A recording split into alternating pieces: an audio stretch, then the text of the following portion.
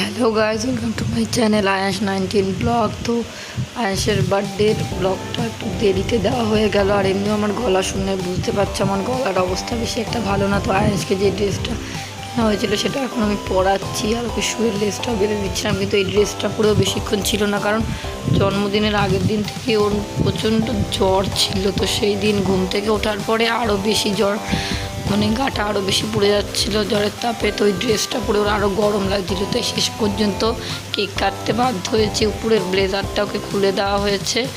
আর ওর বার্থডের যে 2 বছর হয়েছে, তো সেই জন্য সেই ক্যান্ডেলটা আনা হয়েছিল। ক্যান্ডেলটা প্রথমে ভেঙে গেছিলো, আবার ওর বাবা ওটা চেঞ্জ করে আবার নতুন এনেছে, তো সেটাই লাগানো হচ্ছিলো। আর চিকু দেখো বসে আছে। মোটামুটি কেক কাটার সময় অতটা ডিস্টার্ব করেনি, কারণ ও কেক কাটতে খুব ভালোবাসে। ওর বাবার বার্থডের সময়ও খুব আনন্দের সহকারে কেক কেটেছে।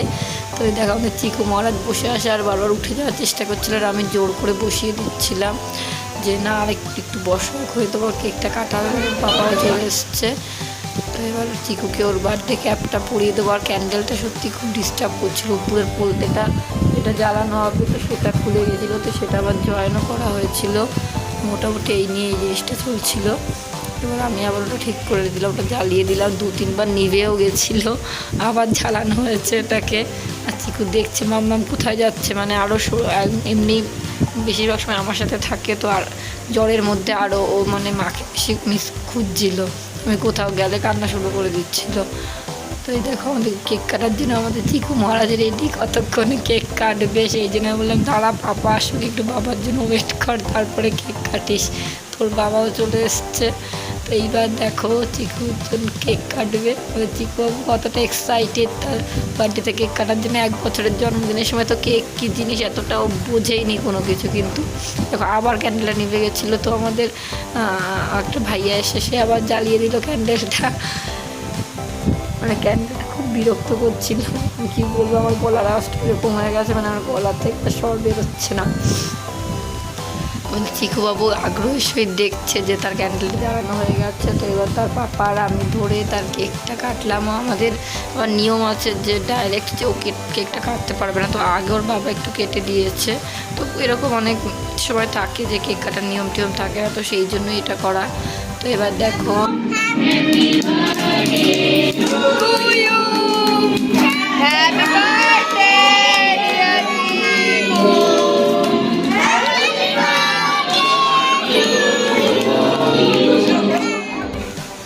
তো চিকুকে কেক কাটিয়ে একটু আমি খাইয়ে দিলাম। এবার ওর পাপা একটু খাইয়ে দিচ্ছে, আর ওর মুখে অলরেডি কেক ছিল, তাই জন্য আর করেনি। কিন্তু এবার দেখো করে ওর কেকটা খেয়ে নিল।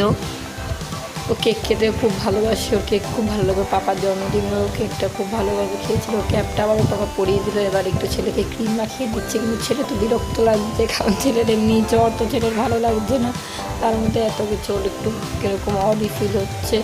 আমাদের কেক কাটার পর্ব মোটামুটি কমপ্লিট হয়ে গেছে। তো আর মাথায় ওটা পরে থাকতেও যাচ্ছে না, মানে যত চাচ্ছে মানে গায়ে কিছু না থাকুক। এবার পাপাকে একটু কেক খাইয়ে দিল আমাদের চিকুবাবু।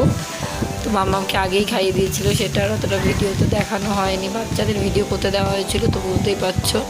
এবার আমি চিকুকে ওখান থেকে উঠিয়ে নিলাম। এবার আমার কোলে উঠতে চাইছিল, কিন্তু সবাই বলছিল ওকে গিফটগুলো দেবে, তো ওখানে বসিয়ে দেওয়ার জন্য আর কিছু ফটো ক্লিক করবে, তো সেই জন্য ওকে ওখানে বসিয়ে দেওয়া হয়েছে। আর এই দেখো এখানে আমাদের পাশেরই ঘরে 2টো জুলবা বাচ্চা ওরা, তো ওরা দুজনে বসে গেছে ওকে গিফট দেওয়ার জন্য। ওর মা দেখিয়ে দিচ্ছিল যে এইভাবে চিকুকে গিফট দেওয়া, কিন্তু চিকুর তো এমনিই ভালো লাগছে না। চিকু কী গিফট নেবে, চিকু একটু কেমন করে যাচ্ছে, দেখো কান্নাই করে যাচ্ছে খালি। তো বউরা বলছিল কিচ্ছু হবে না, এবার সবাই মিলে কেউ গিফটগুলো দিয়ে একটু ছবি তো তুলবেই, বাচ্চারা এইটুক তো করবেই না, সেটাই করা হচ্ছিলো। কিন্তু ওর এসব কিছুই বুঝতে পারছিলো, এমনি ছোটো বাচ্চা, আর তার উপর এত কিছু বোঝে না। তো সেটাই দেখো। আর তো তাও আমি গিয়ে এবার পাশে বসলাম। মোটামুটি তখন একটু ঠিকঠাক লাগছিল ওর, কারণ মা পাশে থাকলে শরীর খারাপের মধ্যেও অনেকটা মানুষ সেফ ফিল করে। এটা আমাদের ক্ষেত্রেও হয় এখনও। আরও তো এখন ছোটো, দেখো সবাই মিলে ওকে গিফটগুলো দিয়ে দিয়েছে। অনেক গিফট পেয়েছে, অনেকগুলোই গিফট পেয়েছে।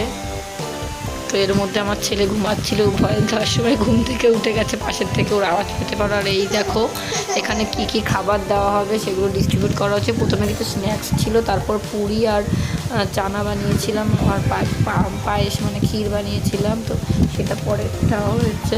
আর এদিকে চিকুবাবু বাইরে চলে গেছে একটা মিষ্টি নিয়েও নিজে নিজে প্লেট থেকে উঠিয়ে নিয়ে চলে গেছে, যে সবাইকে দেওয়া হচ্ছে, ওকে কিছু দেওয়া হচ্ছে না, তাই ও প্লেট থেকে নিয়ে চলে গেছে। এবার আমাকে সবাই বললো যে তুমিও কিছু খেয়ে নাও, তো কিছু স্ন্যাক্স আইটেম আমিও খেয়ে নিচ্ছিলাম।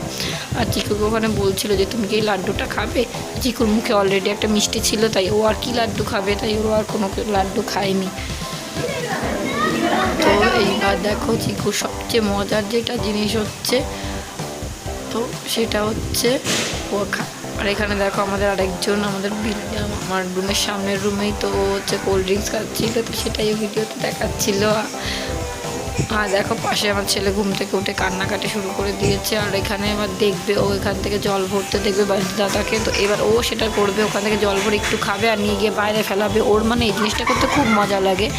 আমাদের সামনের রুমে একজন থাকতো, তো ওদের ঘরে গিয়ে এই জিনিসটাও করতো খুব, কিন্তু আমাদের নিজেদের ঘরে আজকে পেয়ে মানে আরও বেশি মজা লেগে গেছে। তো দেখো জল নিয়ে গিয়ে ও বাইরে গিয়ে ফেলেও এসেছে অলরেডি। ওই দেখো, তো এখানে পাখির বাটিতে বাটিতে বেড়ে দেওয়া হচ্ছিলো সবাইকে। এখানে ওর অফিসের দুজন এসেছিল, তার ফ্যামিলিও এসেছিলো, সেটাই ভিডিওতে দেখাচ্ছিলো। তো ভিডিওটা ভালো লেগে থাকলে অবশ্যই লাইক কমেন্ট শেয়ার ও চ্যানেলটিকে অবশ্যই সাবস্ক্রাইব করে দিও।